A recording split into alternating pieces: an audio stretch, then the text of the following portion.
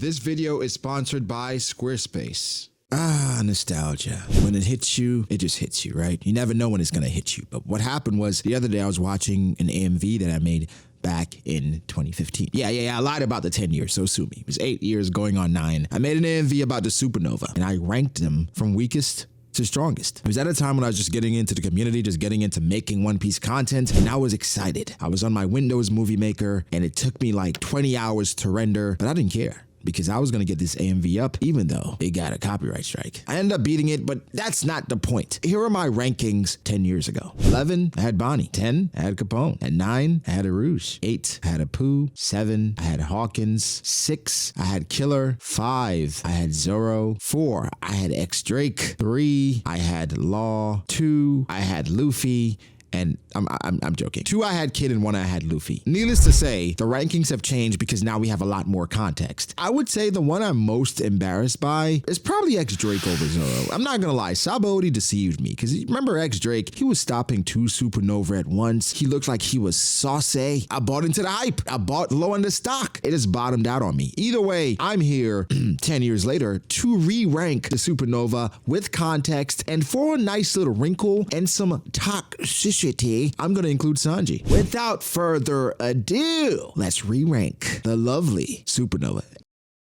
In the One Piece world and in our own world, everyone has dreams. And for some of those dreams, influence matters. I mean, what would Big News Morgans have to do all day if no one checked into his newspapers? And with today's sponsor, Squarespace, you can create a powerful and beautiful online platform to do just that. Connect with your audience and generate revenue through gated members-only content. Manage your members, send email communications, and leverage audience insights all on one easy-to-use platform. Create a community on your Squarespace website with a fully integrated commenting system that supports threaded comments, replies, and likes. Use their powerful blogging tools to categorize, share, and schedule your posts too. Go to squarespace.com for a free trial, and when you're ready to launch, go to squarespace.com/B.D.A. law to save 10% off your first purchase of a website or domain. And I had a hot take. It's not really that hot anymore, but I was saying that One Piece really, for the majority of it, was carried by 2 major factions, and that is the Supernova and the Warlords. A conversation for another day. I just want you to stew on that. Think about it. Let me know what you think at another date. Now, let's re-rank the Supernova 10 years later. Now, number 12, and this is surprising. Oh, how he's fallen. And I thought about having him at 11. There's nothing redeeming about this Supernova. Like, literally nothing I can point to and say, you know what? At least he did that. Number 12 is X Drake. X Drake has really done nothing the entirety of the post-time skip. Ever since this moment, his most hype moment was pulling up on Scotch and asking if it was Kaido's favorite island. And of course, we gave him a lot of credit because he then became one of the vaunted Toby Ropo. That entire faction ended up being trash. Minus Ulti, of course. Okay, you became a Toby Ropo, so what? And then you did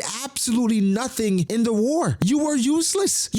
You did nothing. Why were you there? And so, X Drake, number 12, the Supernova I probably care about the least, I'd say. Number 11, we have Hawkins, Basil Hawkins. What a hot start. He had a Brandon Jennings rookie year type start. I'm talking about Tyreek Evans at the beginning of Wano. And then the bottom just fell out. He just turned into a duck. He turned into a lemon. He became a buffoon. He had Law on his heels. He fought Luffy and Zoro at the same time. But then you know what his most redeeming moment is in Wano? The 1% man was me. The worst. This is why I thought about putting him at 12, just because what the hell was that? Hawkins, so much potential. What are you gonna do? Number 10. Oh, and I just want to say, this is mainly strength. This is not them as characters at all. This is just strength. Maybe I'll do them as characters one day, but right now we're just talking about strength, okay? And this is how I view these characters. At number 10, I have Capone. Now, for Capone, the most you can say with Capone is that he was able to take multiple hits from Big Mom. He did say he was going to die, but his big daddy, big father, it's pretty formidable, right? It can take a bunch of hits. He can bring people out of him. He can really jump you without you even knowing. And so Capone gets the benefit of the doubt there. There's not too much to go off of. He's all right, I guess. I like him more than I like the other two. The other two were just embarrassments. And Capone, at least I like his character a lot. Even though I literally just said it's mainly strength and we're not factoring in character. Well, I lied, okay? Sue me. Number 9, we have Aruj. Now, we don't know much about Aruj. He's the last supernova that we're going to spend significant time with. I'm in between, okay, he's the last supernova, so he has to be at least top 5. Or rather, he's the last supernova, not going to spend enough time for him to matter. I don't know, just going to throw him at 9 for now because he's still somebody we have no idea about. Again, I made this list back in 2015. 10 years ago. And we still haven't gotten anything significant from Aruj other than praying for Kaido when he was about to off himself or trying to. Number 8, we have Bonnie. I know a lot of people hype Bonnie because of her distorted future and her being pretty much a monster as a kid. And I mean, she's still a kid.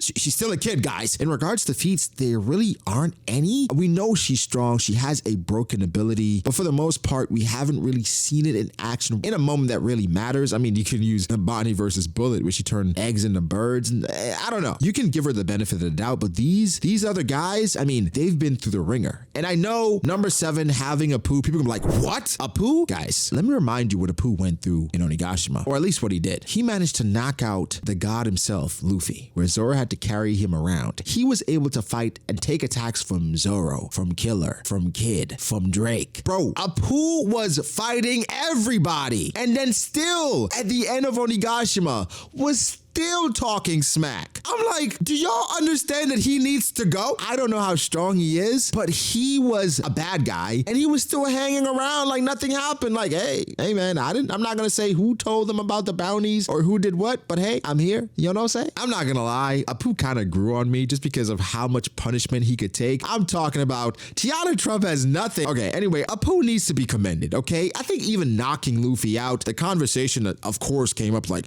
I don't know, Apu might have more power than Katakuri. Why do you always bring Katakuri up? I mean, I guess people could ask me the same question. Why do I always bring Katakuri up? It's because he's one of my favorite characters. Okay, he's one of my favorite characters. Let's get back to the list. Number 6, we have Killer. Killer's shining moment is not only being able to hurt Kaido with a sonic attack, one of the coolest attacks we saw on the rooftop at that time, but also he was able to overcome fighting against Hawkins. Yes, Hawkins that forgot that Kid had a metal arm. Honestly, Killer is one of the supernova that went through a lot in Wano. They turned him into a smile user, and so he was just laughing the entire time. To be honest, it got kind of annoying, but was a part of one of the best moments in Wano with Zoro taking his scythe, couldn't pull it out, and then just giving him the business. In different contexts, that sounds a bit weird, but you guys understand what I'm saying. Number 5, this is where we slot in Sanji. Number 5, in regards to Supernova, he wasn't that just because of his name. If we knew his last name, he would have been a Supernova. Come on, guys, we're not going to do that. In regards to strength, I mean, I think he's even giving Kid a run for his money at this point. I'm not going to disrespect Kid even more than he's been in the community, because I was talking to a few people and I said, if we put up a poll in regards to the most hated or the most disrespected characters in the story so far, I think Kid would be at worst bottom 3 or top 3, depending how you look at it. Number 4, I mean, I don't have to go through everything Sanji has. You know what he has. You saw the bag in Onigashima. You saw the growth. Kid is number 4 though. You can give Kid the benefit of the doubt because he is tanky. I mean, he could be dead. I'm kidding. I don't think Kid is dead, but he probably is at the bottom of the sea. I don't know. Guys, I'm gonna be honest. I had fairly high hopes for Kid because the archetype is something that I enjoy. The badass that's not the main character that talks shit can sometimes back it up, but he can't back it up too much because then he'd outshine the main character a bit too much, so then he has to be nerfed by plot. That's kind of Kid, but less interesting. Even when he tries to use Conqueror's Haki in the anime, they make a joke of it. It is embarrassing. I don't hate the character as much as the community, and I give him more props than most of the community, but I have to acknowledge that this character, I mean, Oda has just dropped the ball, but I have to acknowledge that he is indeed one of the stronger characters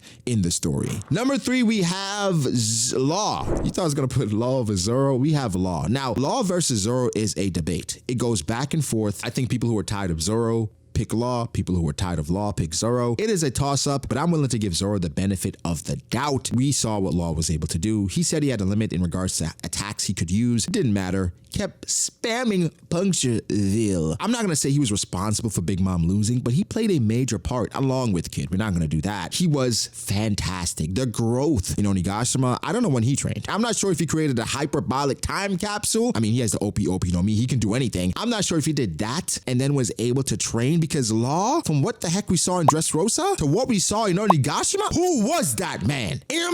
imposter. But he comes in at number 3. Number 2, it's no surprise we have Roronoa Zoro. And this guy, and let's be honest, guys, on the rooftop, it was a lot of all-stars, right? Not little all-stars because, the Kaido, they had a bunch of stars on the rooftop. And arguably, Zoro was the MVP of the rooftop. From saving Luffy to having Kaido dodge or forcing Kaido to dodge, Big Mom crying out, taking a combined Yonko attack. Zoro was putting in work on the rooftop. And let's not talk about what he did after that, even with broken bones. And then not only beating King, unlocking Advanced Conqueror's Haki, using Ashura, scarring Kaido, and then fighting death. It feels like glaze. I believe I'm glazing, but it's warranted. It's warranted. And number 1, we have Monkey D.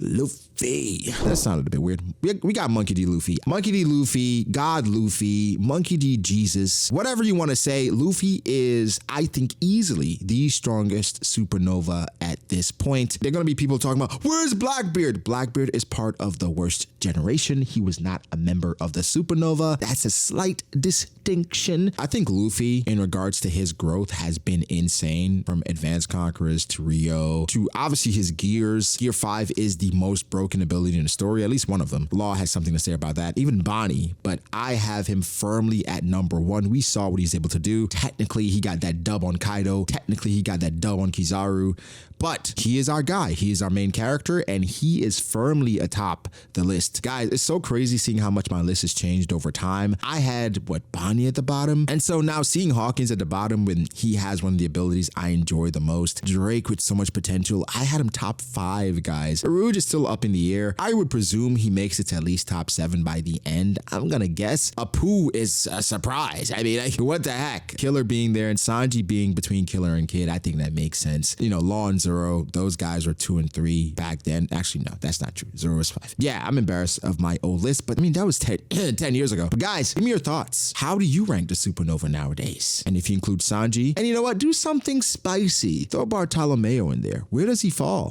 Or Cavendish. I don't know. Get nasty with it. Guys, I appreciate you. I'll link the old video below if you want to go watch it. It's still up. It's embarrassing. It is, but hey, that's part of the journey. And I love it. I enjoy it. And I appreciate you guys so much. Catch you in the next one. Peace.